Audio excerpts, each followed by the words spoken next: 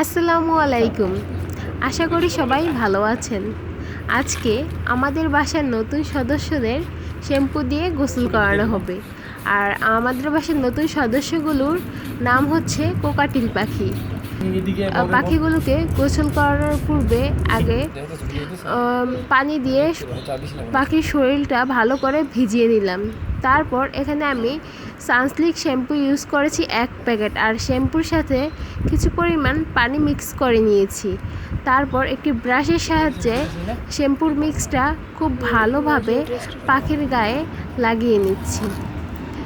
আর একটা বিষয় খেয়াল রাখতে হবে, পাখির চোখে, মুখে, নাকে যেন শ্যাম্পু না লাগে, তাহলে পাখির কিছুটা সমস্যা হতে পারে। আর হ্যাঁ, আরেকটা কথা, পাখিকে সবসময় শ্যাম্পু দিয়ে গোসল করানোর প্রয়োজন নেই। দেখুন কিভাবে যখন দেখবেন পাখির গায়ে খুব বেশি ময়লা হয়ে গিয়েছে, তখনই শ্যাম্পু দিয়ে গোসল করাবেন। এছাড়া নর্মালি আপনারা চাইলে পানি দিয়েই গোসল করালেও পারেন।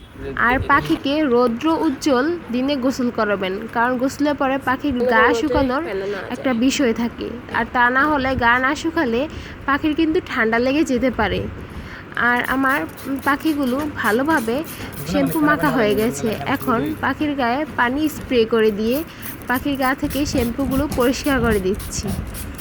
আর তারপর পাখির গায়ে পানি ঢেলে ভালোভাবে আবার পরিষ্কার করে দিয়েছি, কোনো জায়গায় যেন শ্যাম্পু লেগে না থাকে।